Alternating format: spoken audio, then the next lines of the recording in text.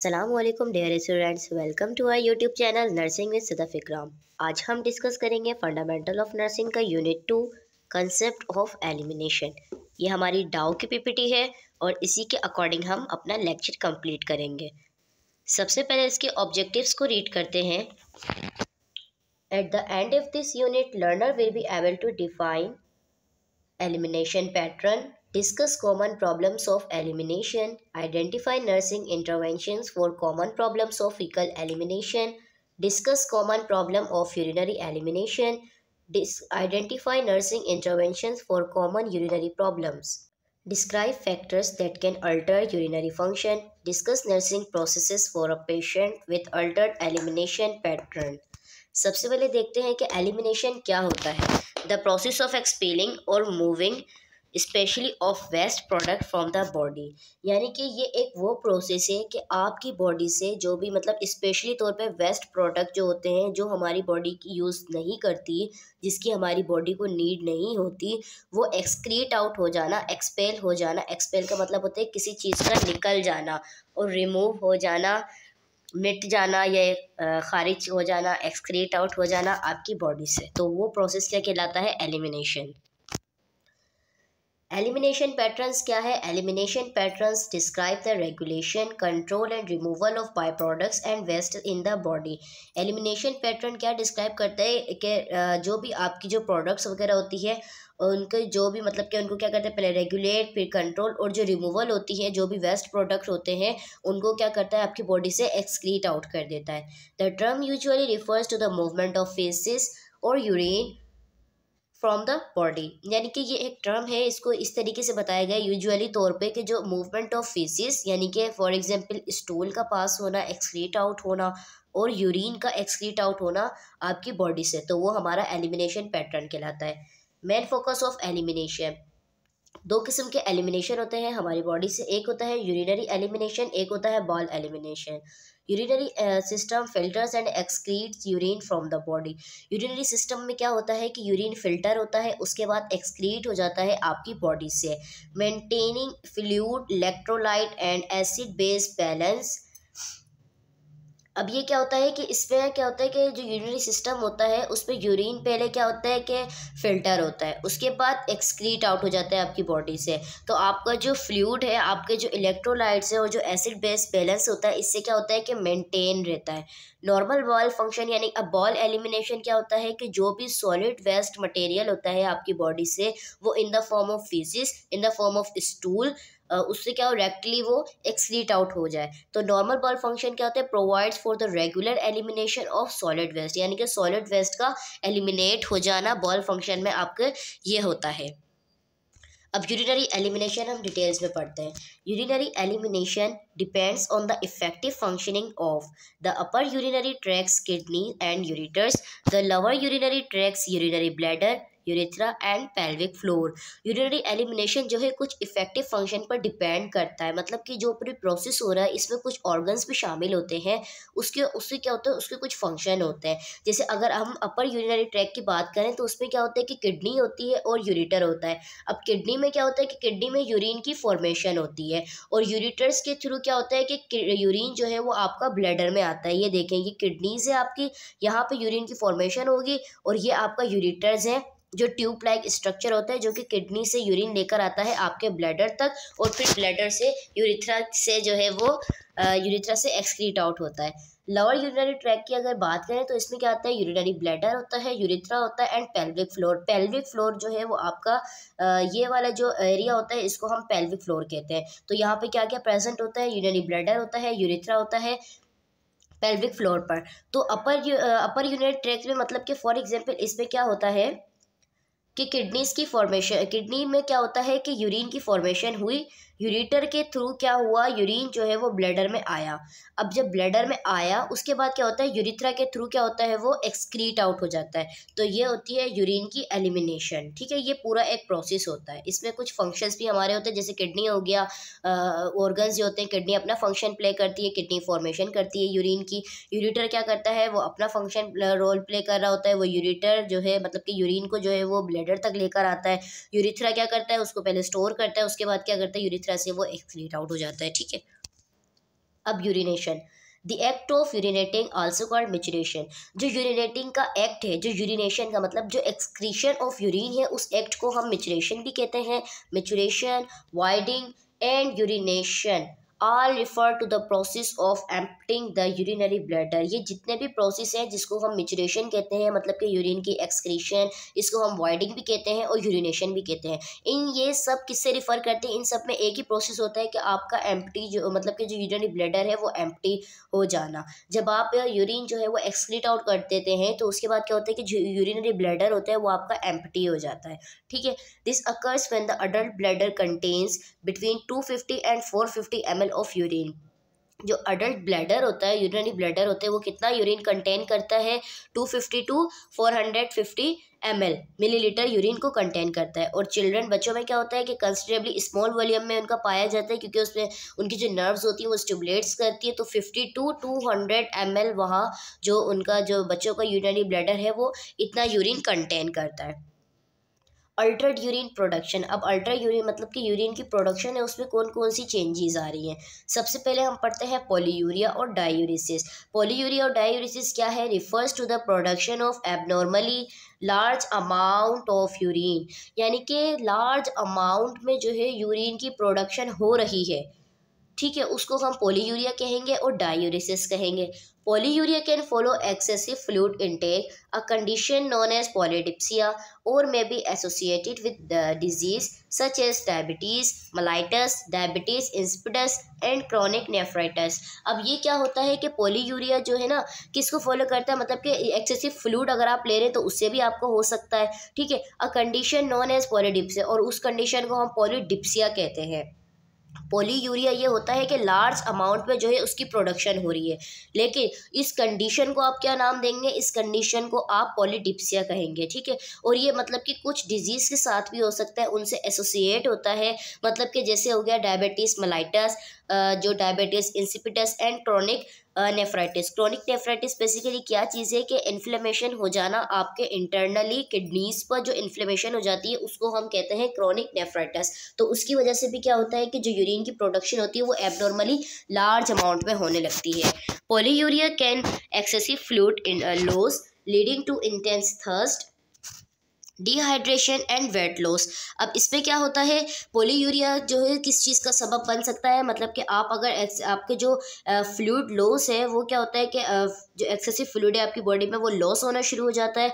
आपको जो है वो प्यास ज़्यादा लगती है, इंटेंस थर्स्ट यानी कि प्यास ज़्यादा लगती है, डिहाइड्रेशन आपको हो जाती है, पानी की कमी हो जाती है, एंड वेट लॉस, और आपका जो है वो वेट लॉस भी होने लगता है पॉलीयूरिया कंडीशन में। ठीक है, ओलिगोयूरिया क्या होता है? The terms oliguria are use to describe decrease urinary output. Oliguria एक वो टर्म है कि इसमें यह बताया जाता है कि आपका जो यूरिन का आउटपुट है, जो यूरिनरी एक्सक्रीशन का जो प्रोसेस है वो कम अमाउंट में हो रहा है, डिक्रीज हो रहा है।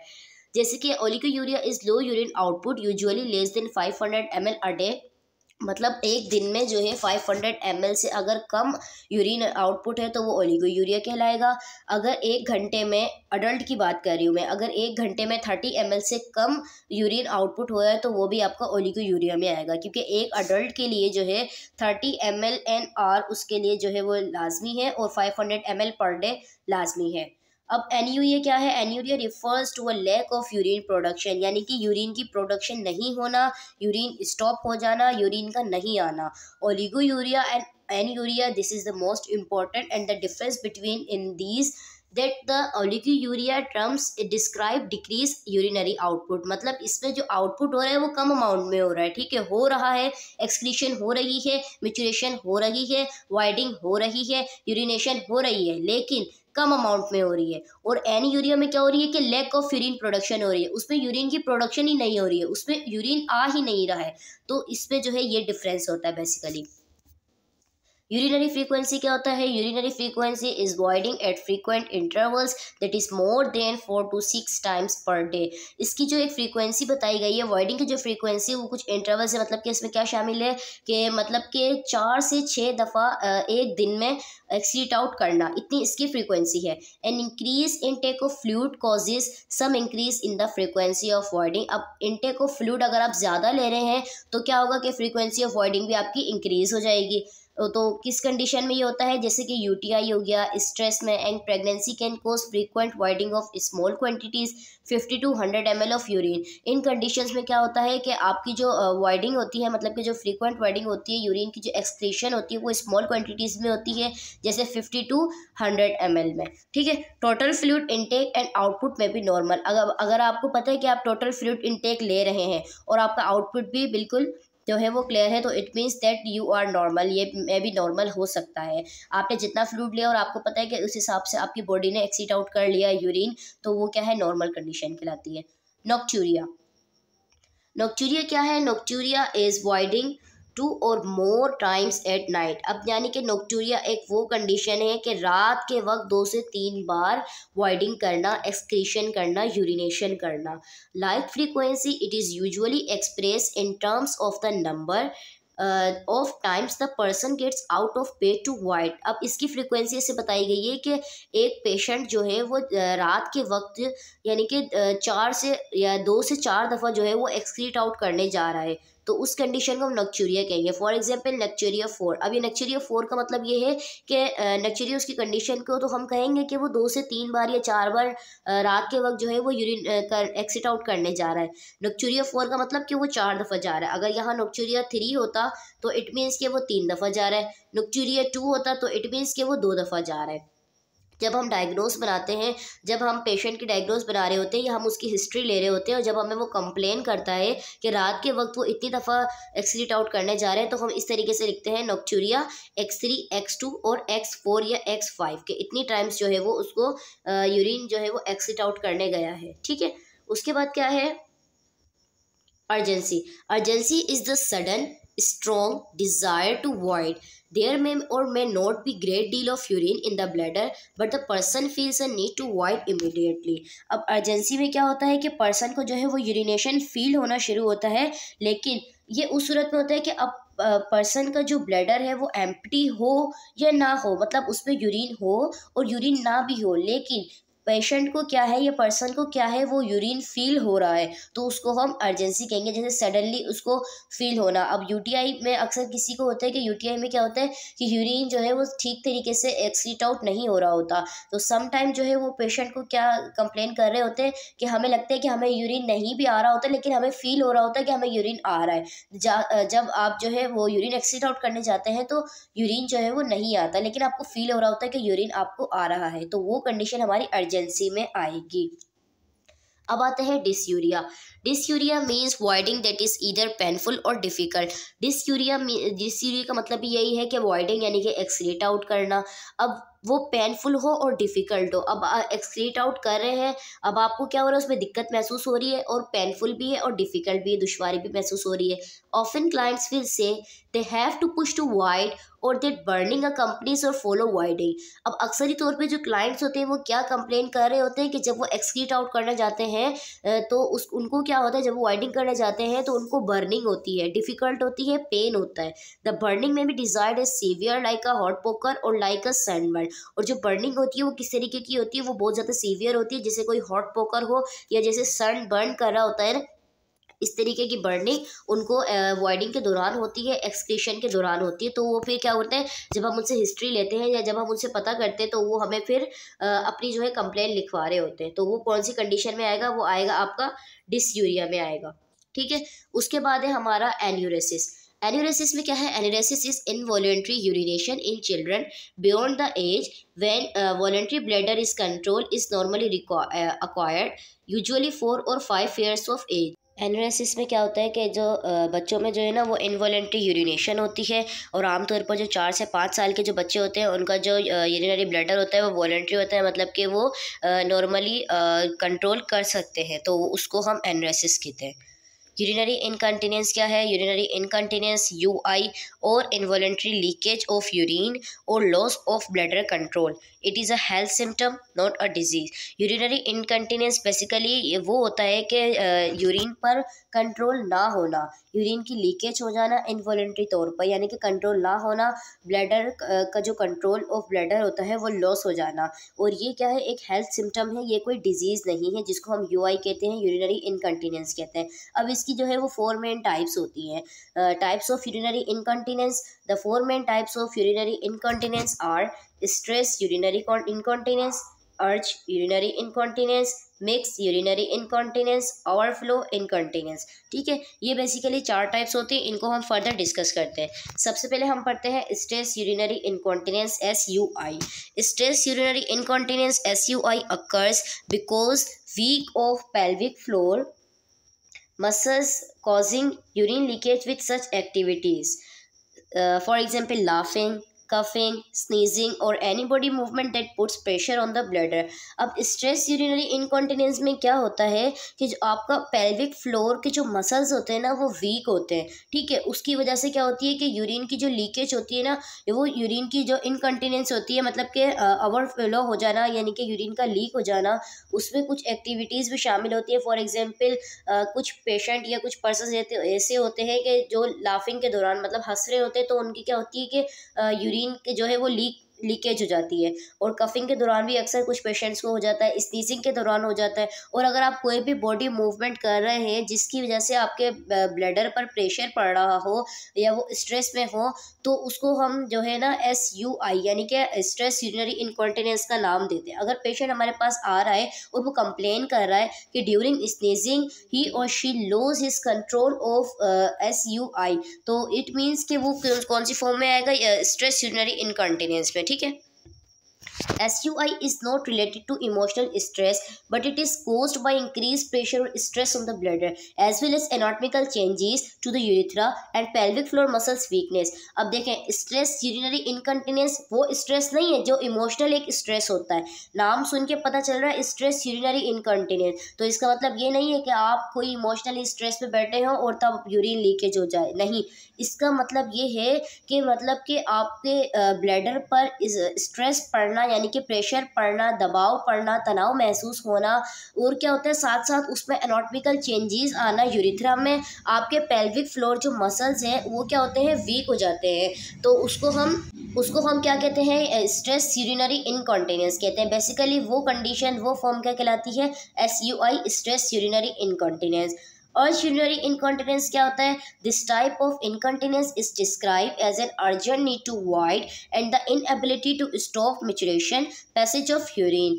अब इसमें क्या होता है कि जो मतलब कि ये वो बताया गया है कि पेशेंट को या पर्सन को अर्जेंट नीड हो एक्सक्रीट आउट करने की, और उसमें ये एबिलिटी नहीं है कि वो उसको जो है स्टॉप कर सके, अपने जो है ब्लैडर पे कंट्रोल पा सके। उसको किसी भी हाल में क्या करना है, यूरिन को जो है वो एक्सक्रीट आउट करना है, उसको पैसेज भी चाहिए यूरिन एक्सिट आउट करने का। The urine leakage can range from a few drops to soaking of undergarments. और इसकी वजह से क्या होता है कि जो यूरिन की लीकेज हो सकती है, कुछ ड्रॉप्स जो है वो कुछ ड्रॉप्स जो है वो एक्सिट आउट हो सकते हैं अंडरगारमेंट्स जो वेयर करते हैं। तो उसकी वजह से क्या होता है कि अगर उसको कंट्रोल करने की कोशिश भी करे तो नहीं कर पाता, तो उसके जो पेल्विक फ्लोर के जो मसल्स होते हैं वो क्या होते हैं, वीक होते हैं, जिसकी वजह से उसमें ये इनएबिलिटी होती है कि वो मैच्योरेशन को स्टॉप कर सके। तो उसकी वजह से क्या होता है कि उसके कुछ ड्रॉप्स जो है वो लीकेज हो जाते हैं। Urge incontinence is a major symptom of an overactive bladder. और अर्ज इनकॉन्टिनेंस जो है एक मेजर सिम्टम है, एक बड़ा सिस्टम है किसका, ओवर एक्टिव ब्लैडर का। यानी कि ओवर एक्टिव ब्लैडर का मतलब है कि आपका ब्लैडर जो है, अब क्या होता है कि बार बार आप अपने ब्लैडर पे कंट्रोल कर रहे हैं, रोज़ाना हर दिन आप क्या कर रहे हैं कि उस पर कंट्रोल कर रहे हैं कि यूरिन की इनकॉन्टिनेंसी जो है वो ज़्यादा हो रही है, आप उसको क्या कर रहे हैं, कंट्रोल कर रहे हैं, उसको एक्सीट आउट नहीं कर रहे हैं, क्योंकि यूरिन में हमारे पास एसिड पाया जाता है, तो वो आपके जो पेल्विक फ्लोर के मसल्स होते हैं उनको वीक कर देता है। जब वो वीक करता है तो कुछ टाइम के बाद ऐसा होता है कि वो ओवर एक्टिव ब्लड हो जाता है। ओवर एक्टिव का मतलब यही होता है कि उसमें इतनी सलाहियत नहीं होती कि वो उसको अब जो है कंट्रोल कर सके, एक वक्त होता है। तो अर्ज इनकॉन्टिनेंस का जो है एक बड़ा सिम्टम जो है वो क्या है, ओवर एक्टिव ब्लड। जब ओवर एक्टिव ब्लड होगा तो इनएबिलिटी होगी स्टॉप मैच्योरेशन, यानी कि आप मैच्योरेशन को स्टॉप नहीं कर सकते। फिर जो भी अंडरगारमेंट्स वगैरह होते हैं तो उसमें क्या होता है कि फ्यू ड्रॉप्स क्या होते हैं, यूरिन के लीकेज हो जाते हैं, तो वो हमारा यूरिन अर्ज इनकॉन्टिनेंस पे आएगा। मिक्स यूरिनरी इनकंटिनेंस में क्या होता है कि mix incontinence is diagnose when symptoms of both stress UI and urgency UI are present. It is very common among middle age and older women. अब मिक्स इनकंटिनेंस को जब डायग्नोज किया गया तो उसमें क्या सिम्टम्स है, उसमें स्ट्रेस अर्जेंसी यानी कि इनकंटिनेंस भी पाया गया है और अर्जेंसी यूरिनरी इनकंटिनेंस भी पाया गया है। दोनों उसके अंदर क्या है, प्रेजेंट है, तो वो हमारा मिक्स यूरिनरी इनकंटिनेंस कहलाता है। ये क्या है, एक आम है मिडिल एज जो होती है जिसको हम यंगर एज कहते हैं, तो उसमें भी अक्सर ये आम होता है। और जो ओल्डर वुमेन होती हैं, जो फीमेल्स होती हैं, जो ओल्ड एज की होती है, उनमें भी आमतौर पर ये पाया जाता है। ओवरफ्लो इनकंटिनेंस क्या होता है, this is continuous involuntary leakage और dribbling of urine that occurs with urine incomplete bladder emptying. मतलब कि इसमें क्या हो रहा है कि ये एक वो कंडीशन है कि आपके जो है आपका जो यूरिन है उस पर वो इनवॉलेंट्री लीक हो रहा है, ठीक है, ड्रिबलिंग हो रहा है, मतलब कि खुद को आपको कंट्रोल नहीं है, आप उसको कंट्रोल नहीं कर सकते, उसकी लीकेज हो रही है। That occurs with incomplete bladder emptying, और वो क्या अकर्स करता है कि उसकी वजह से क्या होता है कि जो आपका ब्लैडर एम्प्टी होता है वो भी इनकम्प्लीट होता है। मतलब यूरिन की जो इनकंटिनेंस है वो ओवरफ्लो हो रहा है, यूरिन ओवरफ्लो हो रहा है, इनवॉलेंट्री हो गया ना, इनवॉलेंट्री लीकेज हो रहा है, लेकिन ब्लैडर जो है वो कम्प्लीटली तौर पर एम्प्टी नहीं हो रहा, वो इनकम्प्लीट है। It can be seen in man, ये ज़्यादातर मेन में देखा गया है, with an enlarge prostate and clients with a neurologic disorder. Prostate जो ज़्यादा बढ़ जाता है, प्रोस्टेट ग्लैंड का ज़्यादा बढ़ जाना मेल्स में, तो उसकी वजह से ये देखा गया है। और अक्सर जो है क्लाइंट्स को जो है प्रॉब्लम होती है, यानी कि न्यूरोलॉजिक डिसऑर्डर के जो पेशेंट होते हैं उनमें ये चीज़ें ओवरफ्लो इनकॉन्टिनेंस जो है वो पाया जाता है। An impaired neurologic function can interfere with the normal mechanism of urine elimination, resulting in a neurologic bladder. अब यानी कि जो न्यूरोलॉजिक फंक्शन होता है ना वो इम्पेयर्ड होता है, ठीक है, तो वो क्या कर रहा होता है, इंटरफेयर कर रहा होता है आपका जो नॉर्मल मैकेनिज्म होता है उसके साथ इंटरफेयर कर रहा होता है आपकी यूरिन एलिमिनेशन के साथ। उसका फिर रिजल्ट क्या होता है, उसका जो रिजल्ट आपको मिलता है वो कहलाता है न्यूरोजेनिक ब्लैडर, ठीक है। The client with a neurogenic bladder does not perceive bladder fullness and is therefore unable to control the urinary sphincter. और जो क्लाइंट है ना, अगर वो न्यूरोजेनिक ब्लैडर के साथ आपके पास आता है तो इट मीन्स कि वो ब्लैडर की फुलनेस जो है वो परसीव नहीं कर सकता, ठीक है, क्योंकि आपके जो ब्लैडर होता है उसमें 700 या 800 ml की उसके अंदर एक क्वांटिटी होती है कि वो उस हद तक जो है वो कंट्रोल कर सकता है। लेकिन जो न्यूरोलॉजिक डिसऑर्डर के जो पेशेंट होते हैं, जो न्यूरोलॉजिक ब्लैडर के जो पेशेंट होते हैं, उनका जो ब्लैडर होता है वो फुलनेस परसीव नहीं कर सकता, क्योंकि जब यूरिन हमारा 400 या 500 ml वो कंटेन कर लेता है तो उसके बाद हमें क्या होती है, यूरिन फील होने लगता है। अक्सर ये होता है कि अगर हम यूरिन फील कर लें तो it means that we are normal, अगर हम नहीं करते तो 700 या 800 ml तक जो है वो उसके अंदर इतनी एबिलिटी होती है कि वो यूरिन कंटेन कर सकता है, लेकिन उसके बाद वो कंटेन नहीं कर सकता, या वो आम अडल्ट की मैं बता रही हूँ। लेकिन यहाँ पे न्यूरोजेनिक ब्लैडर की अगर देखें, अगर हमारे पास पेशेंट आता है जो कि न्यूरोलॉजिक डिसऑर्डर का पेशेंट है, जो न्यूरोजेनिक ब्लैडर के साथ आ रहा है, वो क्या कर रहा है, ब्लैडर को फुलनेस जो है वो परसीव नहीं कर सकता, और उसमें ये अनेबिलिटी होती है कि वो अपने यूरिनरी जो स्पिंचर होते हैं उनको कंट्रोल नहीं कर सकता।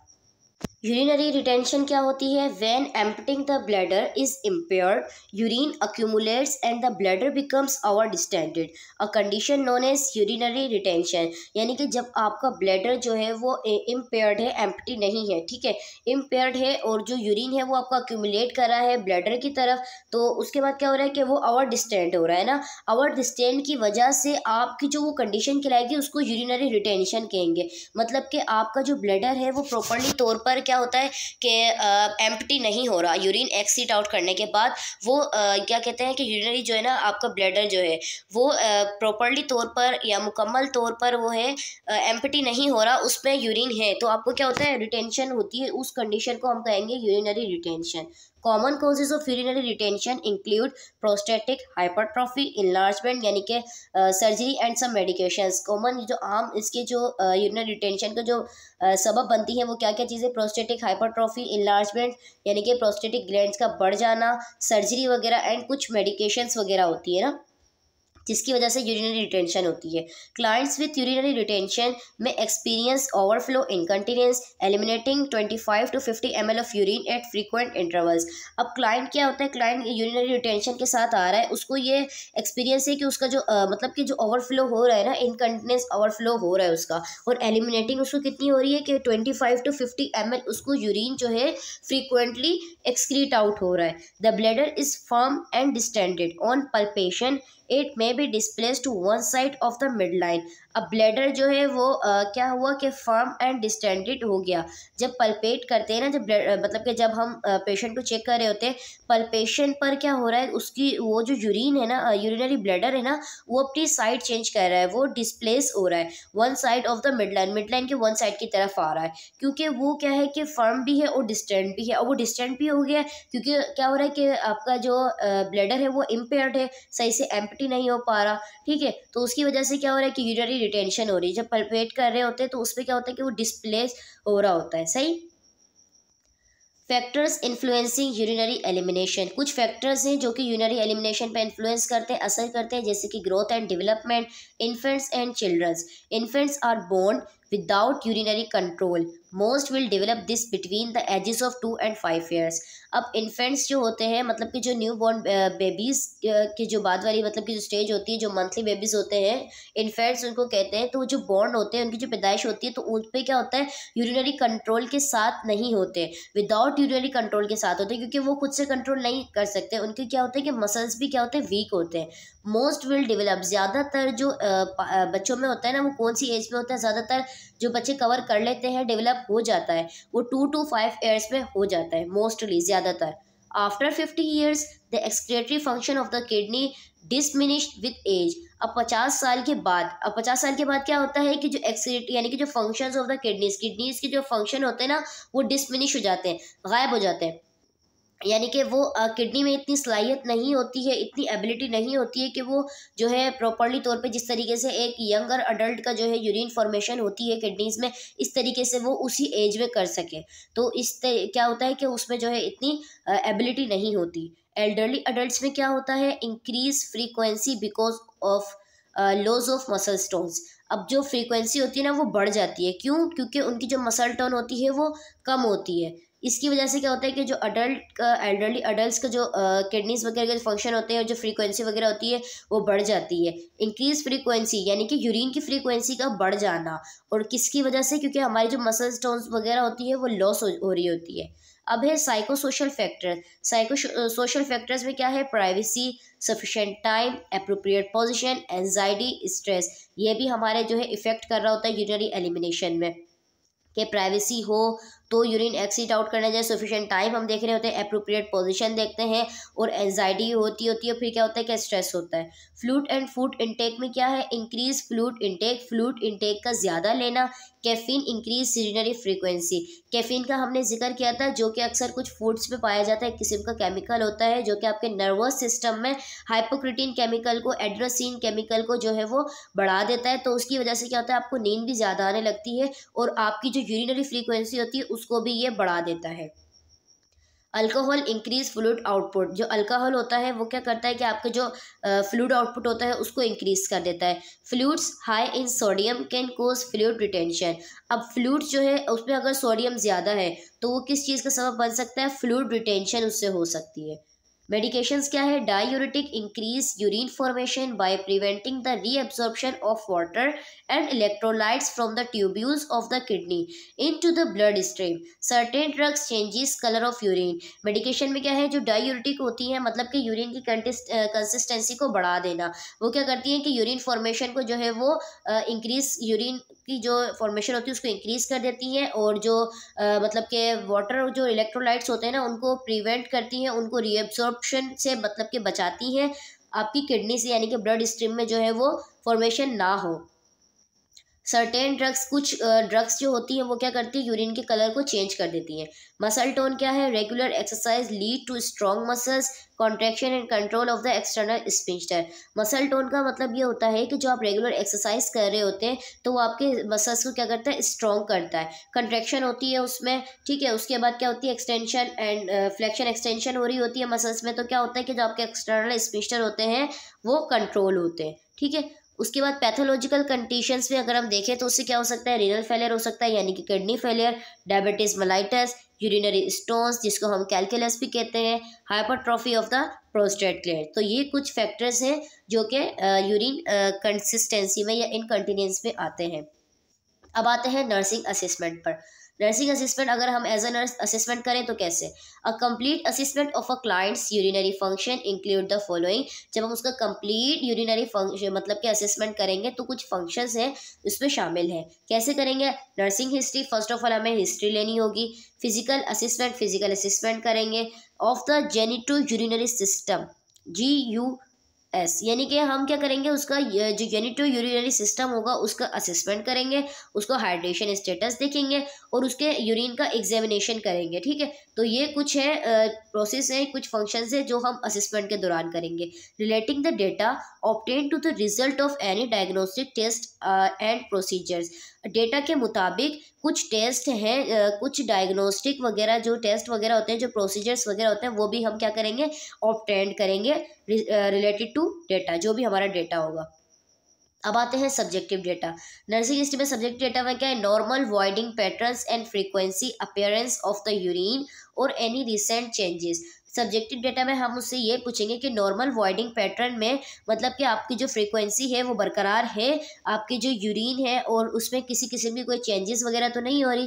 Past or current problem with urination, the presence of an ostomy. अब हम क्या पूछेंगे उससे कि कोई पहले कोई प्रॉब्लम हुई हो, आप कोई पहले कोई UTI तो नहीं हुआ, SUI तो नहीं हुआ। हम उससे पूछेंगे ओलिगोयूरिया तो नहीं था आपको, और पॉलीयूरिया तो नहीं था, डिस्पिप्सिया तो नहीं था। ये हम सारी कंडीशन उससे पूछेंगे the presence of an ostomy, ostomy की प्रेजेंस में। उसके बाद है असेसमेंट इंटरव्यू। अब असेसमेंट इंटरव्यू हम कैसे कहेंगे, वॉइडिंग पैटर्न। अब हम उससे कुछ सवालात करेंगे। How many times do you urinate during a 24 hours period. 24 घंटे के पीरियड में यानी कि एक दिन में आप कितनी टाइम्स जो है वो यूरिन को एक्सक्रीट आउट करते हैं, ठीक है। उसके बाद आ जाता है has this pattern change recently. और ये जो पैटर्न है ये चेंज होता है रिसेंटली तौर पर। Do you need to get out of bed to void at night, how often. फिर हम उससे सवाल करेंगे क्या आप रात के वक्त आपको नीड होती है, क्या आपको ज़रूरत होती है कि आप रात के वक्त जो है वो वाइट यानी कि एक्सक्रीट आउट करने जाए। अगर वो कहे तो कैसे, अक्सरी तौर पर, अक्सरी तौर पर मुझसे पूछेंगे कि अक्सरी तौर पर आपको ऐसा होता है कि आप रात के वक्त जो है वो यूरिनेशन करने जाते हैं तो कैसे, ठीक है। हम उससे सवाल करेंगे। Description of urine and any changes. अब उससे हम डिस्क्रिप्शन लेंगे मतलब यूरिन में जो भी चेंजेस वगैरह हो रही है, जैसे कि how would you describe your urine in terms of colour, clarity, clear, transparent और क्लाउडी, एंड ऑर्डर, फेंट और स्ट्रॉन्ग। आप अपने जो यूरिन सिस्टम है मतलब कि किस तरीके से उसको डिस्क्राइब करना चाहते हैं। आप उसका हमें कलर, हम उससे कलर पूछेंगे कि यूरिन का कलर क्या है, क्लैरिटी उसमें है ये नहीं है, ट्रांसपेरेंट है, ठीक है, ऑर्डर यानी कि कोई स्मेल वगैरह तो नहीं है, फेंट और स्ट्रॉन्ग है। अब ये क्या करें, हम उससे सब्जेक्टिव डेटा ले रहे और ये सवालात हम अपने पेशेंट से करेंगे। अब आते हैं ऑब्जेक्टिव डेटा पे। ऑब्जेक्टिव डेटा पे क्या करेंगे, फिजिकल असेसमेंट सबसे पहले करेंगे। अच्छा देखिए, सब्जेक्टिव डेटा और ऑब्जेक्टिव डेटा में ये डिफरेंस होता है। सब्जेक्टिव डेटा में ये होता है कि जो पेशेंट हमें आके बता रहा हो, जो हम पेशेंट से पूछे, पेशेंट हमें उस बात का जवाब दे, रेस्पॉन्स करे, तो वो हमारा सब्जेक्टिव डेटा में आ जाता है। अगर ऑब्जेक्टिव डेटा की बात करें तो ऑब्जेक्टिव डेटा क्या होता है कि हमें खुद से मतलब कि फील करना होता है। जब असेसमेंट के दौरान हम देख रहे होते हैं कि अच्छा पेशेंट के एक्सप्रेशन से ये लग रहा है, इसको ये भी हो रहा है, इसको वो भी हो रहा है, तो वो हमारा ऑब्जेक्टिव डेटा में आता है। Palpation and percussion of the bladder, percussion of kidney to detect tenderness. Palpate करेंगे, परकशन करेंगे उसके ब्लैडर की, ठीक है, और किडनी की परकशन करेंगे ताकि उसके जो टेंडरनेस है वो क्या, उसको क्या करें, डिटेक्ट करें। Inspection of urethral meatus of both male and female for swelling, discharge and inflammation. Inspection करेंगे जो यूरिथ्रल मीटर्स होता है मेल एंड फीमेल दोनों का, उनको हम क्या करेंगे, इंस्पेक्ट करेंगे, उनको देखेंगे कि स्वेलिंग के लिए, डिस्चार्ज या इन्फ्लेमेशन वगैरह तो कोई नहीं है वहाँ पर। Intake and output chart. अब इनटेक एंड आउटपुट मतलब कि इनटेक वो कितना ले रहे हैं और आउटपुट कितना, वो उनको आउटपुट का रिजल्ट कितना आ रहा है वो हम चार्ट देखेंगे। ठीक है, उसके बाद क्या है अल्ट्रासाउंड, और उसके बाद हम क्या करेंगे कि अल्ट्रासाउंड करवाएंगे उनका। तो ये हमारा उसमें आता है ऑब्जेक्टिव डेटा में। हमने महसूस किया कि हाँ हमने इंस्पेक्शन कर ली, उसके बाद क्या स्वेलिंग भी आ रही है, ठीक है, इन्फ्लेमेशन भी हो रही है, डिस्चार्ज में उनको प्रॉब्लम भी हो रही है, हम उनका अल्ट्रासाउंड करवाएंगे। कुछ डायग्नोस्टिक टेस्ट है यहाँ पर, जैसे यूरिन डीआर करवाएंगे, यूरिन कल्चर करवाएंगे, 24 आवर्स यूरिन स्पेसिमेन लेंगे हम उनका, यूरिया एंड क्रिएटिनिन चेक करवाएंगे, ब्लड यूरिया एंड नाइट्रोजन जिसको हम कहते हैं BUN, हम वो उनका चेक करवाएंगे। ठीक है, measuring urinary output. Measuring urinary output में क्या होता है कि मेजर करेंगे हम यूरिनरी आउटपुट को। Normally the kidneys produce urine at a rate of approximately 60 millilitre पर हार और about 1500 millilitre per day. Normally क्या होता है कि जो किडनी जो प्रोड्यूस कर रही है यूरिन को, वो कितनी कर रही है, तकरीबनी तौर पर 60 ml यानी कि 60 मिलीलीटर एक घंटे में और 1500 मिलीलीटर एक दिन में। तो ये क्या है कि हम उसको मेजर कर रहे हैं, नॉर्मली तौर पर इतना यूरिन क्या करती है वो प्रोड्यूस कर रही होती है। उसके बाद आता है urine outputs. Urine outputs below 30 ml per hour में इंडिकेट लो ब्लड वॉल्यूम और kidney mall function and must be report. अब यूरिनरी आउटपुट में क्या होता है कि अगर 30 ml पर आवर से कम यूरिनरी आउटपुट हो रहा है तो वो क्या इंडिकेट कर सकता है कि जो आपका यूरिन का वॉल्यूम है, लो ब्लड वॉल्यूम और किडनी माल फंक्शन है, मतलब कि किडनी आपसे किडनी जो है वो माल फंक्शन है, मतलब कि ठीक तरीके से प्रॉपरली फंक्शन नहीं कर रही है, तो वो क्या है मस्ट बी रिपोर्टेड। ये क्या है रिपोर्टेड हो सकती है ज़्यादातर। यानी कि अगर एक दिन में किडनी नॉर्मली तौर पे क्या करिए कि 1500 ml पर डे क्या करिए प्रोड्यूस कर रही है, और पर आवर कितना कर रही है 60 ml पर आवर कर रही है ना। ठीक है, अब अगर नॉर्मली अगर हम बात करें 30 ml पर आवर से जो है वो बिलो यानी कि कम, 30 ml से कम अगर वो एक्सीड आउट कर रहा है तो इट मीन्स कि उसका ब्लड वॉल्यूम जो है वो कम है, वो इंडिकेट करता है उस तरफ से, मतलब निशानदही किस चीज़ की कर रहा है कि इंडिकेट हो सकता है कि उसका लो ब्लड वॉल्यूम हो और किडनी माल फंक्शन यानी कि किडनी उसकी सही से प्रॉपरली तौर पर फंक्शन नहीं करी, तो वो रिपोर्ट किया जाता है। अब नर्सिंग डायग्नोस असेसमेंट हो गई, उसके बाद हम डायग्नोस की तरफ चलते हैं। NANDA North American Nursing Association diagnosis international includes 2 general diagnostic labels of urinary elimination. NANDA जो कि हमारी अमेरिकन डायग्नोस है इंटरनेशनल, उसमें क्या है 2 जर्नल डायग्नोस्टिक लेवल्स हैं यूरिनरी एलिमिनेशन के, जो कि उसने बताए हैं। फर्स्ट है हमारा इम्पेयर्ड यूरिनरी एलिमिनेशन, दूसरा है हमारा रेडनेस और इनहेंस यूरिनरी एलिमिनेशन। फर्स्ट की में क्या है dysfunction in urine elimination. Urine elimination में जो है वो डिसफंक्शन हो, यानी कि यूरिन के जो एलिमिनेशन है वो इम्पेयर्ड है, ठीक तरीके से क्या हो रहा है उसके अंदर फंक्शन नहीं हो पा रहा, जो भी उसमें ऑर्गन्स शामिल है, किडनी है, यूरिथ्रा है, यूरिटर्स वगैरह, तो उसमें क्या हो रहा है डिसफंक्शन हो रहा है। Readiness for enhanced urinary elimination, a pattern of urinary function for meeting eliminatory needs which can be strengthened। यानी कि एक पैटर्न है यूरिनरी फंक्शन का, यानी कि जो भी उसको एलिमिनेटरी नीड्स वगैरह है उसके लिए जो कि स्ट्रेंथेंड है, मतलब कि रीडनेस होगी और इन्हेंस करेंगे हम यूरिनरी एलिमिनेशन को, उसको हम इन्हेंस करेंगे। ठीक है, तो एक पैटर्न है यूरिनरी फंक्शन का, किसके लिए है, यानी कि जो भी उसकी नीड्स वगैरह है, एलिमिनेटरी नीड्स है, वो उसको मिले ताकि उसकी जो स्ट्रेंथ है उसको बढ़ा दे। The more specific NANDA international nursing diagnosis related to urinary elimination include the following. कुछ स्पेसिफिक डायग्नोसिस यहाँ पर है जो कि यूरिनरी एलिमिनेशन का जिनसे ताल्लुक है। फर्स्ट हमारे पास क्या आता है functional urinary incontinence, overflow urinary incontinence, stress urinary incontinence, urge urinary incontinence, risk for urge urinary incontinence, urinary retention, risk for infection, risk for impaired skin integrity, risk for deficient volume और excessive fluid volume. ये कुछ diagnose हैं जो हम बनाएंगे और इन्हीं के मुताबिक हम उसकी असेसमेंट करेंगे। ठीक है, और ये क्या है हमारी नैंडा इंटरनेशनल नर्सिंग डायग्नोज है जो कि हमें कुछ खास मतलब के स्पेसिफिक बताई गई हैं, किसके अकॉर्डिंग है यूरिनरी एलिमिनेशन के अकॉर्डिंग है। उसके बाद आता है इम्प्लीमेंटेशन। अब इम्प्लीमेंटेशन में क्या है maintaining normal urinary elimination. Urinary elimination normally तौर पर उसको मेंटेन करना। प्रोमोटिंग एडिक्वेट फ्लूइड इनटेक, जो भी यानी कि फ्लूइड इनटेक वो कर रहा है, जो भी फ्लूइड वो ले रहा है एडिक्वेट तौर पे यानी कि, तो उसको हम क्या करेंगे प्रमोट करेंगे। मेंटेनिंग नॉर्मल वाइडिंग हैबिट्स, उसकी जो भी नॉर्मल वाइडिंग हैबिट्स है हैबिट्स वगैरह उसको हम क्या करेंगे, वॉइडिंग हैबिट्स जो है उसको हम नॉर्मल करेंगे, यानी कि जो एक्सक्रीशन की जो उसकी मतलब कि सिस्टम वगैरह है उसको हम मेंटेन रखेंगे। असिस्टेंट विथ टॉयलेटिंग, और उसको हम टॉयलेटिंग के साथ यानी कि टॉयलेट के साथ हम उसको असिस्ट करेंगे, ठीक है। उसके बाद आता है प्रोमोटिंग फ्लूइड इंटेक। अब किस तरीके से फ्लूइड इंटेक को प्रमोट करेंगे, increasing fluid intake increase urine production, यानी कि फ्लूइड इंटेक की इंक्रीजिंग, अगर इंक्रीज है तो यूरिन की प्रोडक्शन है वो भी इंक्रीज हो रही है। अगर वो फ्लूइड ज़्यादा ले रहे हैं तो प्रोडक्शन ज़्यादा हो रही है। A normal daily intake averaging 1500 ml for most adult clients. एक नॉर्मली डेली इंटेक कितना है एक अडल्ट का, एवरेज के हिसाब से 1500 ml, ज़्यादातर अडल्ट में, ठीक है। Client who are at risk for UTI or urinary calculi stones should consume 2000 or 3000 ml of fluid daily. अब वो क्लाइंट जो कि रिस्क पर हैं कि जिनको यूटीआई हो सकता है या यूरिनरी कैलकुलाई स्टोन्स वगैरह हैं, तो उनको चाहिए कि वो 2000 या 3000 ml फ्लूइड डेली का लें, ताकि जितना वो लेंगे तो क्या होगी, प्रोडक्शन ज़्यादा होगी और उतना ही उनका यूरिन जो है वो एक्सक्रीट आउट होगा। Dilute urine and frequent urination reduce the risk of UTI as well as stone formation.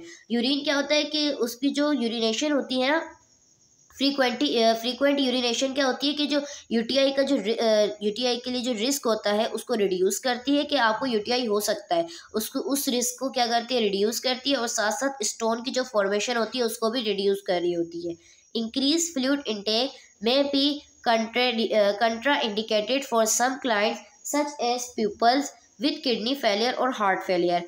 अब इंक्रीज फ्लूइड इंटेक, अब जो फ्लूइड इंटेक है उसको जब आप इंक्रीज करेंगे ना तो वो कंट्रा इंडिकेटेड भी हो सकती है उन क्लाइंट्स के लिए जो कि किडनी फेलियर के साथ आते हैं और जो हार्ट फेलियर के साथ आते हैं, ठीक है। उसके बाद है मैनेजिंग यूरिनरी इनकंटिनेंस। अब उसको हम मैनेज कैसे करेंगे, continence training, pelvic muscles exercise, positive reinforcement, maintaining skin integrity. ये सब काम हम करेंगे कि उसकी जो ट्रेनिंग वगैरह मतलब कि कंटिनेंस जो ट्रेनिंग है उसको हम तौर तरीके जो भी वो बताएंगे, पेल्विक मसल्स की एक्सरसाइज वगैरह करवाएंगे, पॉजिटिव री उसको बताएंगे, और उसकी जो स्किन इंटीग्रिटी होगी उसको भी मेंटेन रखेंगे। यूरिनरी इनकंटिनेंस में क्या होता है, assist the patterns of incontinence, जो उसका इनकंटिनेंस का जो पैटर्न है उसको हम असिस्ट करेंगे। Schedule voiding every 1 or 2 hours and increase up to 3 to 4 hours. जो उसका जो वॉइडिंग शेड्यूल है वो हर 1-2 घंटे के बाद और बढ़ाएंगे 3 से 4 घंटे के बाद, मतलब कि हम चेक करेंगे, ठीक है। मेंटेन फ्लूइड इंटेक, उसका जो भी फ्लूइड इंटेक होगा उसको मेंटेन करेंगे। Decrease fluid intake before bed time, यानी कि बेड टाइम यानी कि सोने से पहले उसको जो भी फ्लूइड इंटेक होगा ना उसको हम कम कर देंगे ताकि उसको नोक्चूरिया वगैरह ना हो। Provide perennial care after incontinence. अब इनकंटिनेंस के बाद क्या करेंगे, हम उसको पेरिनियल केयर प्रोवाइड करेंगे। यूज़ कॉटन अंडरगारमेंट्स, और जो कॉटन अंडरगारमेंट्स होते हैं वो हम उसको यूज़ करवाएंगे। यूरिनरी रिटेंशन क्या है, encourage for adequate fluid intake, यानी कि हम पेशेंट को क्या बोलेंगे, इनकरेज करेंगे ताकि वो अपनी जो फ्लूइड इंटेक है उसको एडिक्वेट रखे, बरकरार रखे। Give sufficient time to void, उसको सफिशिएंट टाइम दिया जाएगा वॉइडिंग के लिए। Provide appropriate position and privacy, उसको जो है वो पोजीशन एंड प्राइवेसी प्रोवाइड की जाएगी प्रॉपरली तौर पे। Pour warm water over the perineum, और उसको क्या करेंगे, वार्म वाटर भी प्रोवाइड किया जाएगा जो उसके मतलब के पेरिनियम के लिए, ठीक है। उसके बाद intervention for common urinary problems, कुछ इंटरवेंशन है जो कि आमतौर पर यूरिनरी प्रॉब्लम्स होती हैं, जैसे कि response as soon as possible to the urge to void, drink 8 to 10 glasses of water a day. अब यहाँ पे कुछ इंटरवेंशंस बताई गई है कि जिसकी वजह से आपको यूरिनरी प्रॉब्लम्स ना हो, तो उसमें क्या है, एज सुन एज पॉसिबल यानी कि अर्ज टू वाइड, जब आपको फील हो, यूरिन फील हो, तो आपने क्या करना है, उसको वाइड करना है, एक्सीट आउट करना है। 8 से 10 गिलास आपने पानी लेना है एक दिन में। After urination must wipe the area, urination के बाद एक्सिट आउट करने के बाद आपने क्या करना है, अपने जो भी पेरिनल एरिया उसको वाइप कर देना है। मेंटेनिंग पेरिनियल जेनाइटल क्लीननेस, और आपने अपने पेरिनल एरिया की जेनाइटल की क्या करना है, क्लीननेस रखनी है, मेंटेन रखनी है, साफ सुथराई को। Avoid foods and fluid that contain excessive sodium which can lead to fluid retention, वो खाने, वो इंटेक, वो फ्लूइड्स वगैरह से आपने बचना है, अवॉइड करना है जिसके अंदर सोडियम ज़्यादा पाया जाता है, तो वो क्या करता है, आपके फ्लूइड रिटेंशन को लीड कर रहा होता है। Empty the bladder completely at each voiding, और जब आप एक्सक्रीशन के लिए जाते हैं, एक्सिट आउट करने जाते हैं, तो आपने क्या करना है, अपने ब्लैडर को कम्प्लीटली तौर पर एम्प्टी करना है। Obtain medical assistance if burning accompanies voiding और if the urine changes colour, clarity, odour और अमाउंट। मेडिकल असिस्टेंस ऑब्टेन करना है अगर आपको किसी किस्म की बर्निंग कंपनीज वगैरह हो रही है वाइडिंग के दौरान, या यूरिन में आपको चेंजेस नज़र आ रही है, कलर चेंज है, क्लैरिटी नहीं है, ऑर्डर और अमाउंट कम है, या ऑर्डर कहते हैं कि स्मेल वगैरह आ रही है, तो आपने क्या करना है, मेडिकल असिस्टेंस ऑब्टेन करना है। ठीक है, ये देखें, ये हमारे जो मतलब कि जो भी प्रॉब्लम्स वगैरह होती हैं, जैसे पेल्विक मसल्स को हमने जो है इस तरीके से वर्कआउट करवाना है। ठीक है, ताकि यूरिन की कोई भी मतलब कि प्रॉब्लम वगैरह ना हो। तो यहाँ पर जो है ये लिखा हुआ है, इसको हम ज़रा रीड करते हैं। कॉन्ट्रैक्ट कीगल एक्सरसाइज यहाँ पे बताई गई है। Contract your pelvic floor muscles for 3 seconds. 3 seconds के लिए आपने अपने पेल्विक फ्लोर मसल्स को जो है वो कॉन्ट्रैक्ट करना है। Then relax the muscle for 3 second, और 3 सेकेंड के लिए उनको क्या करना है, रिलैक्स करना है। Do this 10 to 15 times several times a day. आपने क्या करना है, इसको 10 से 15 टाइम करना है, 10 से 15 टाइम करना है दिन में। ठीक है, उसके बाद क्या है, ऑल दो show hair wild lying down. आपने क्या करना है कि आपने वाइल्ड यानी कि लाइंग डाउन, जब आप लेटे हुए हो तब। This exercise can be done during a variety of daily activities. और ये एक्सरसाइज क्या कर सकती है कि आप जो है इसको कर सकते हैं मतलब कि डे में, मतलब कभी भी किसी भी एक्टिविटीज़ के दौरान आप इसको कर सकते हैं। Such as sitting in a meeting में बैठे हो तब, while stop in your car at a traffic, अगर आपने ट्रैफिक के दौरान अगर आपकी कार स्टॉप है तब भी आप इसको कर सकते हैं। पोजीशन उसकी ये होनी चाहिए। ठीक है, लाइट और ट्रैफिक लाइट और when talking on the phone, जब आप फ़ोन पे बात कर रहे हो तो तब भी आप इस तरीके के एक्सरसाइज के क्या कर सकते हैं। ठीक है, जिसमें आपके जो पेल्विक फ्लोर के जो मसल्स हैं वो क्या है, 3 सेकंड के लिए कॉन्ट्रैक्ट हो और 3 सेकंड के लिए रिलैक्स हो। तो ये आपको कंप्लीट उन्होंने वे बताया है एक्सरसाइज का। उसके बाद है यूरिन डिपस्टिक। यूरिन डिपस्टिक का मतलब क्या होता है, urine dipstick test is the quickest way to test urine. Urine एक डिपस्टिक टेस्ट आता है जिससे आपको पता चल जाता है कि आप अपने यूरिन टेस्ट जो है वो क्विकली तौर पर टेस्ट कर सकते हैं।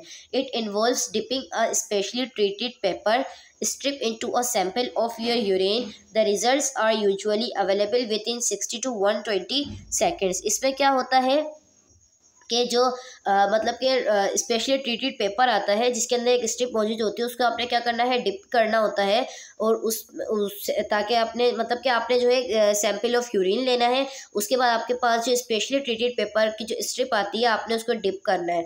ठीक है, उसके बाद आपके पास रिजल्ट आ जाता है तकरीबन कितने सेकंड्स में, 60 to 120 सेकंड्स में।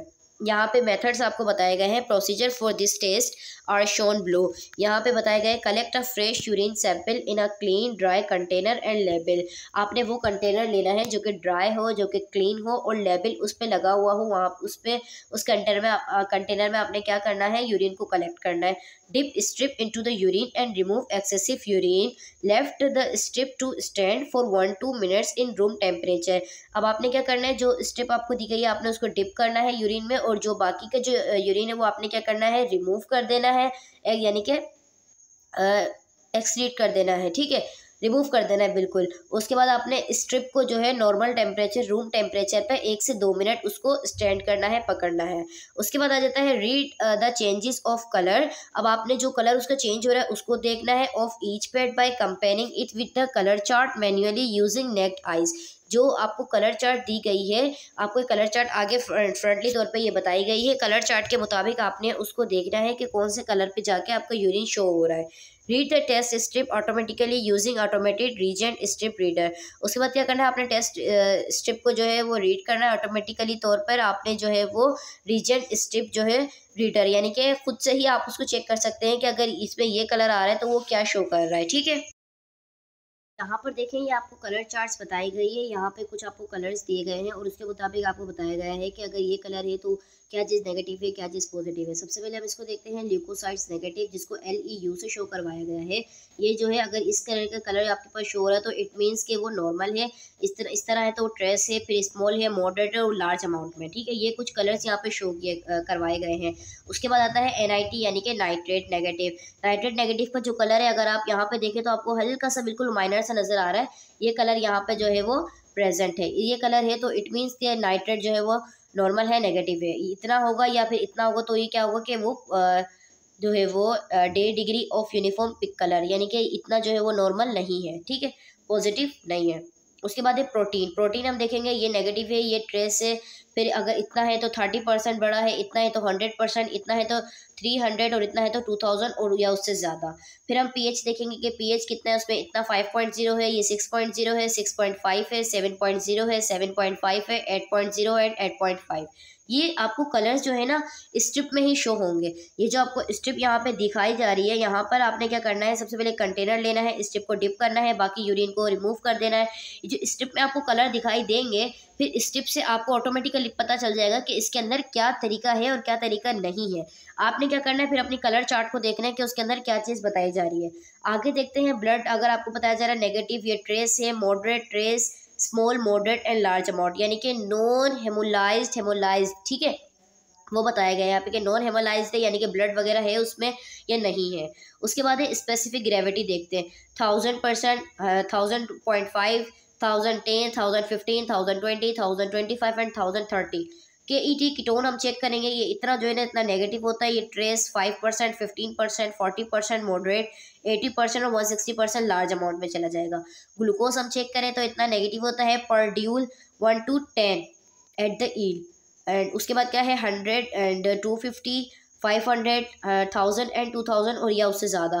तो ये जो है कुछ यहाँ पर आपको जो है वो बताई गई है, कुछ कलर्स हैं यहाँ पे जो स्पेसिफिक कलर्स दिए गए हैं कि अगर इन कलर्स में से आपके पास स्ट्रिप पे कोई कलर शो होता है तो आप पहचान सकते हैं। फॉर एग्जांपल अगर आपके पास ये कलर शो हो रहा है तो आपको पता चल जाएगा कि आपके जो भी आपने यूरिन सैंपल लिया है उसकी पीएच कितनी है, 6.5 है। ठीक है, आगे चलते हैं। आगे हमें बताया गया है कि फीकल एलिमिनेशन। फीकल एलिमिनेशन पढ़ते हैं, elimination of the waste product of digestion from the body is the essential to health, यानी कि आपके जो मतलब कि waste product of digestion, waste product यानी कि सॉलिड वेस्ट प्रोडक्ट आपकी बॉडी से एक्सीट आउट हो जाना, जो कि आपकी बॉडी के लिए एसेंशियल टू हेल्थ, आपकी हेल्थ के लिए ज़रूरी है। आपकी बॉडी के क्या होंगे, वो फिर एक्सीट आउट हो जाएंगे, एलिमिनेट हो जाएंगे, जो कि ज़रूरी नहीं है। The excreted waste product are referred to as faeces और स्टूल। जो एक्सीटेड वेस्ट प्रोडक्ट होती है वो किस तरीके की, मतलब क्या है, उसको नाम दिया जाता है, उसको फीसिस भी कहते हैं और स्टूल भी कहते हैं। अब defecation. Defecation is the expulsion of faeces from the anus and rectum, it is also called a bowel movement. यानी कि डेफिकेशन वो होती है कि जब आपकी डाइजेशन कंप्लीट हो जाती है तो उसके बाद क्या होता है, ये देखें, इसके बाद क्या होता है कि जो आपका जो वेस्ट प्रोडक्ट होती है ना वो आपके लार्ज इंटेस्टाइन से और आपके जो है रेक्टम तक आ जाती है, तो आपको डेफिकेशन होती है कि आपने अब इसको एक्सीट आउट करना है। उसके बाद क्या होता है, वो रेक्टली क्या होती है, एक्सीट आउट हो जाती है। तो ये एक पूरा प्रोसेस होता है। बाउल मूवमेंट का मतलब ये होता है कि आपका फूड जो है वो इंटेस्टाइन से मूव हो रहा है रेक्टम की तरफ, ठीक है, वो बाउल मूवमेंट कहलाता है। फीकल एलिमिनेशन प्रॉब्लम्स, कुछ प्रॉब्लम्स होती हैं। 4 common problems are related to faecal elimination. कुछ प्रॉब्लम्स होती है जैसे constipation, diarrhoea, bowel incontinence and flatulence. ये कुछ प्रॉब्लम्स हैं, इनको हम फर्दर डिस्कस करते हैं। सबसे पहले आता है कॉन्स्टिपेशन।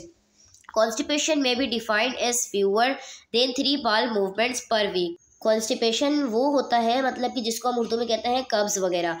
फ्यूअर यानी कि ज़्यादा से ज़्यादा पर वीक, हर हफ्ते क्या हो रहा है कि आपकी जो बॉल मूवमेंट हो रही है वो सिर्फ 3 टाइम्स हो रही है, ठीक है, तो कम अमाउंट में हो रही है, तो इट मीन्स कि ये कॉन्स्टिपेशन कहलाता है। This infers the passage of dry hard stool और पैसेज ऑफ नो स्टूल। एक इन्फर्स होता है, एक पैसेज होता है कि आपका जो स्टूल है वो हार्डली तौर पर है और ड्राई है, तो वो क्या है, और the passage of no stool, और स्टूल भी नहीं है। तो ये सारी अलामत किस में आती है, कॉन्स्टिपेशन में आती है। It occurs when the movement of faeces through the large intestine is slow, thus allowing time for additional reabsorption of fluid from the large intestine. अब ये क्या होता है कि जो मूवमेंट ऑफ फीसिस हो रही है ना आपकी लार्ज इंटेस्टाइन के थ्रू, वो क्या हो रही है कि स्लो हो रही है, थस अलाउइंग टाइम। अब उसको क्या क्या उसको टाइम चाहिए, उसको क्या करने, मतलब एडिशनल रीअब्जॉर्प्शन होती है जब आपके इंटेस्टाइन में, तो उससे क्या होता है लार्ज इंटेस्टाइन में जब आपके फ्लूइड की रीअब्जॉर्प्शन होगी एडिशनली तौर पर, तो उसके बाद क्या होगा कि वो आपका लार्ज इंटेस्टाइन से फास्टली तौर पर रेक्टम की तरफ मूव करेगा। तो इसलिए हम कहते हैं कि पानी भी जो है वो हमें ज़्यादा पीना चाहिए, ताकि अगर पानी की कमी होगी, डिहाइड्रेशन होगा, तो उसके बाद क्या होगा कि आपको कॉन्स्टिपेशन भी हो सकती है। फीकल इम्पेक्शन में क्या है, faecal impaction is the mass or collection of hardness faeces in the folds of the rectum. अब ये देखें, ये क्या है कि ये ड्राई है और क्या है, हार्डनेस फीसिस है इन द फोल्ड्स ऑफ रेक्टम, ठीक है। तो ये हमारी फीकल इम्पेक्शन है, एक मास, एक कलेक्शन ऑफ हार्डनेस फीसिस है जो कि आपके रेक्टम में है। इम्पेक्शन रिजल्ट फ्रॉम प्रोलॉन्ग रिटेंशन और अक्यूमुलेशन ऑफ फीकल मटेरियल, यानी कि इम्पेक्शन रिजल्ट क्या आती है, यानी कि प्रोलॉन्ग रिटेंशन होती है और अक्यूमुलेशन होती है फीकल मटेरियल की, तो वो इम्पेक्शन में आती है। In severe impaction the faeces accumulate and extended well up into the sigmoid colon and beyond. अब सीवियर इम्पेक्शन में क्या होता है, जो फेसिस वगैरह होते हैं ना, वो आपके कहाँ पर होते हैं, सिग्मॉइड कोलोन एंड बियॉन्ड। ये देखेंगे सिग्मॉइड कोलोन है, इससे बियॉन्ड, यानी कि अगर यहाँ होंगे तो ये भी क्या होगा, आपका फीकल इन्फेक्शन में आएगा। यहाँ आके अगर वो रुक गया है और आगे वो मूव नहीं हो रहा फ्लूइड की इनटेक यानी कि फ्लूइड की कमी की वजह से, तो इट मीन्स कि अब यहाँ पे ये क्या है कि हार्डनेस भी है और ड्राई भी है, ठीक है ना, तो क्या है कि वो फीकल इन्फेक्शन में आएगा। उसके बाद क्या होता है कि यहाँ पर अगर ये देखें, ये क्या है कि अभी यहाँ पे ये क्या है, रुका हुआ है ना, ठीक है, तो इधर भी होगा ना तो भी आपको डेफिकेशन होने लगती है। उसके बाद क्या है कि digital evacuation or surgery is required to remove the mass. अगर ये मास यहाँ पर है, ठीक है, और ये मूव नहीं कर रहा है रेक्टम से या एनएस से, तो उससे क्या है कि आपका जो मतलब कि फीकल इन्फेक्शन है ना वो बढ़ रहा है। अब वो बढ़ रहा है तो उसकी वजह से हम क्या करेंगे कि सर्जरी करेंगे, सर्जरी से इसको रिमूव करेंगे या डिजिटल इवैक्यूएशन करेंगे, वो रिक्वायर्ड होगा ताकि इस मास को क्या करें, रिमूव कर सके। Nursing interventions for constipation. अब नर्सिंग की इंटरवेंशंस क्या होगी कॉन्स्टिपेशन के according, increase daily fluid intake, हम जो उसको डेली फ्लूइड इंटेक होगा उसको बढ़ा देंगे। Instruct the client to drink hot liquids, warm water with a squirt of fresh lemon and fruit juices, especially prune juice। अब उसको हम क्या क्लाइंट को क्या इंस्ट्रक्ट करेंगे कि वो हॉट लिक्विड्स ले, वार्म वाटर ले, ठीक है, फ्रेश लेमन ले, फ्रूट जूसेस वगैरह ले। Include fibre in the diet, अपनी डाइट में जो है फाइबर इंक्लूड करे, that is food such as raw food, bran product and whole grain cereals and bread वगैरह। तो जिसके अंदर फाइबर मौजूद होता है वो फूड वो लेना शुरू करे, रॉ फ्रूट वगैरह ले, ब्रेड प्रोडक्ट्स वगैरह ले, या ग्रेन्स वगैरह जिसके अंदर होती हैं, कैरियल्स वगैरह होते हैं, जैसे ब्रेड होती है तो इसमें क्या होता है फाइबर मौजूद होता है, वो ले। रिलैक्सेशन, हम उसको रिलैक्स कर देंगे, प्राइवेसी मेंटेन रखेंगे, पोस्चर उसका देखेंगे और हम एक्सरसाइज भी उसको करवाएंगे। Diarrhoea, diarrhoea refers to the passage of liquid faeces and increase frequency of defecation. Diarrhoea क्या होता है कि जो आपका फेसिस होता है वो ना लिक्विड फॉर्म में होता है, लिक्विड फॉर्म में पैसेज हो रहा होता है, और क्या होता है उसकी जो फ्रीक्वेंसी होती है डेफिकेशन की वो बढ़ जाती है। It is the opposite of constipation and result from rapid movement of faecal contents through the large intestine. और ये क्या है कॉन्स्टिपेशन के बिल्कुल अकॉर्डिंग यानी कि अपोजिट होता है। इसका रिजल्ट क्या होता है, रैपिड मूवमेंट होती है आपके फीकल कॉन्टेंट की लार्ज इंटेस्टाइन के जरिए। Nursing interventions for diarrhoea, drink at least 8 glasses of water per day to prevent diarrhoea. Diarrhoea से बचने के लिए आपने दिन में कितने 8 ग्लास पानी पीना है। Avoid alcohol beverages with caffeine and excessive cold drink, cold fluid which aggravates the problem. आपने अल्कोहल को अवॉइड कर देना है और वो बेवरेजेस यानी कि वो फ्लूइड्स या वो फूड्स वगैरह जिसके अंदर कैफीन वगैरह ना हो उसको अवॉइड कर देना है। एक्सेसिव आपने कोल्ड फ्लूइड्स वगैरह नहीं लेने जो कि आपकी प्रॉब्लम को एग्रीवेट्स करे, बढ़ा दे। Ingest food with sodium and potassium, आपने क्या करना है वो फूड लेना है जिसके अंदर सोडियम हो, पोटेशियम हो। Limit foods containing insoluble fibre, अपने फूड को जो है वो फूड कंटेन करें जिसके अंदर इंसोल्यूबल फाइबर मौजूद हो लिमिटली तौर पर। Limit fatty foods example diarrhoea foods and package processed meat. अब क्या करना है कि फैटी फूड्स लेना है लिमिटली तौर पर, जैसे डायरिया फूड हो गए, जो पैकेज प्रोसेस्ड मीट वगैरह होती है ना वो हमने यूज़ करना है। यूज़ सॉफ्ट टॉयलेट टिश्यू और cotton balls if the perineal area is irritated. अब आपने क्या करना है सॉफ्ट टॉयलेट यूज़ करने, टिश्यू वगैरह या कॉटन वगैरह यूज़ करनी है आपके जो पेरिनल एरिया है अगर वो इरिटेटेड हो रहा है तो। डिसकंटिन्यू मेडिकेशन और फ्लूइड दैट कॉज डायरिया, आपने क्या करना है मेडिकेशन वगैरह को कंटिन्यू करना है, जो भी उसको डिसकंटिन्यू कर देना है, मतलब कि उसको नहीं लेना। कोई भी फूड वगैरह हो गया जिसकी वजह से आपको डायरिया हो रहा है, मतलब कि ये होता है कि कुछ मेडिसिन ऐसी होती है, कुछ फूड वगैरह होता है जिसकी वजह से हमें डायरिया हो जाता है, तो आपने उसको डिसकंटिन्यू कर देना, उसको छोड़ देना है। Nursing intervention for diarrhoea, encourage oral intake ORS of fluid and bland fruit. अब आपने क्या करना है ORS जिसको हम कहते हैं जो कि ओरल डिहाइड्रेशन है उसका इनटेक करना है, उसको लेना है। Eating small amount can be helpful because small amount are more easily absorb. अब उसको बोलेंगे आप कम अमाउंट में खाना वगैरह खाएं क्योंकि वो आपको क्या करेगा कि स्मॉल अमाउंट में वो इजीली एब्जॉर्ब हो जाएगा। Eat food with sodium and potassium, most food sodium contain sodium. आपने क्या करना है खाना खाना है लेकिन जिसके अंदर सोडियम शामिल हो, पोटेशियम हो। ज़्यादातर जो खाने वगैरह होते हैं ना जिसके अंदर सोडियम होता है, सोडियम कंटेन होते हैं। Limit food containing insoluble fibre such as high fibre whole wheat and whole grain breads and cereals and raw fruits and vegetable. ये खाने वगैरह जो है जैसे हाई फाइबर हो गई जिसके अंदर फाइबर वगैरह है, इंसोल्यूबल फाइबर कंटेन हो, होल ग्रेन्स है, ब्रेड्स है, कैरियल्स है, व्हीट वगैरह, ये चीज़ें आपने लेनी है। Clean and dry the perineal area after passing stool to prevent skin irritation and break down. मतलब कि जब आप जो है स्टूल जो है वो पास कर लें, तो उसके बाद आपने क्या करना है कि अपने पेरिनियल एरिया को ड्राई करना है, क्लीन करना है, ताकि आपकी स्किन इरिटेशन ना हो, प्रिवेंट करना है, अपनी स्किन को बचाना है। अवॉइड स्पाइसी फूड वगैरह से आपने बचना है। Give medication as per doctor's order. Antispasmodic and antidiarrhoeal, ये मेडिकेशंस होती हैं, एंटीबायोटिक होती हैं, इसको मेडिकेशन हम देंगे लेकिन एज पर डॉक्टर्स ऑर्डर के अकॉर्डिंग। बॉल इनकंटिनेंस क्या होता है? Ball incontinence also called the faecal incontinence refers to the loss of voluntary ability to control fecal and gaseous discharges through the anal sphincter। बाल incontinence में इसको हम faecal incontinence भी कहते हैं। इसमें क्या होता है कि जो फीकल को आप जो है ना वो एबिलिटी होती है कि आप उसको मतलब कि ये एबिलिटी होती है कि आप उसको कंट्रोल नहीं कर सकते। आपकी जो एबिलिटी होती है ना वो लॉस हो जाती है, लॉस ऑफ वॉलंटरी में आ जाती है। और जो गैसेस डिस्चार्ज वगैरह होती हैं वो एनल स्फिंक्टर से के ज़रिए क्या होती हैं, डिस्चार्ज हो रही होती है। इसकी कुछ टाइप्स है, जैसे partial incontinence, inability to control flatus or to prevent minor soiling, यानी कि आप फ्लैटस को कंट्रोल नहीं कर सकते और माइनर सॉइलिंग से बचने के लिए आपने क्या करना है, उसको कंट्रोल नहीं करना। मेजर इनकंटिनेंस क्या होता है? Inability to control faeces of normal consistency. Normal consistency में आप अपने फीसिस को जो है वो कंट्रोल नहीं कर सकते, तो वो आपका इनएबिलिटी होता है, मतलब कि इनकंटिनेंस यानी बढ़ जाना। कॉजेज क्या है? Impaired functioning of the anal sphincter. इस एनल स्फिंक्टर का जो फंक्शन है वो इम्पेयर्ड होता है, वो ठीक से काम नहीं कर रहा होता। न्यूरोमस्कुलर डिजीज होती हैं जिसमें tumours of the external and internal sphincter muscles. आपके जो मसल्स हैं एक्सटर्नल और इंटरनल, उनके जो स्फिंक्टर है ट्यूमर्स वगैरह उनमें हो जाना, तो उसकी वजह से ये कुछ सबब बन सकते हैं। अब यहाँ पर एक नोट लिखा हुआ है, faecal incontinence is an emotional distressing problem leading to social isolation. ये फीकल इनकंटिनेंस जो है वो एक इमोशनल डिस्ट्रेसिंग प्रॉब्लम है। इसको क्या करना है, सोशल आइसोलेट, मतलब कि इसको हम लीड कर सकते हैं सोशल आइसोलेट के थ्रू। ट्रीटमेंट क्या है? Several surgical problems are use, example repair of the sphincter, faecal diversion और कोलोस्टोमी। अब इसके अंदर कुछ सर्जिकल प्रोसीजर बताए गए हैं, यानी कि हम उनके जो स्फिंक्टर वगैरह उनको रिपेयर करेंगे।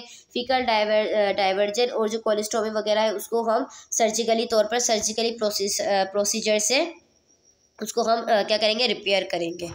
फ्लैटुलेंस क्या है? Flatulence is the presence of excessive flatus in the intestine and leads to stretching and inflation of the intestine, intestinal distension.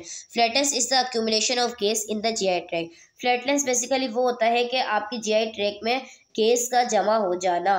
Flatulence क्या होता है कि कोई भी एक्सेसिव फ्लैट्स आपकी जो प्रेजेंस में हो सकती है, आपके इंटेस्टाइन में स्ट्रेच करती है और इन्फ्लेट करती है आपके इंटेस्टाइन को क्या करती है, डिस्टेंस कर देती है, क्योंकि उसमें क्या होती है कि जो जीआई ट्रैक्ट होता है आपका गैस्ट्रो इंटेस्टाइनल ट्रैक्ट जिसको आप कहते हैं, उसमें अक्यूमुलेशन हो जाती है गैस की, ठीक है, तो वो फ्लैटुलेंस की फॉर्म में होती है। अब इससे किस तरीके से बच सकते हैं? Limit carbonated beverages, the use of drinking straws and chewing gums, all of which increase the ingestion of air।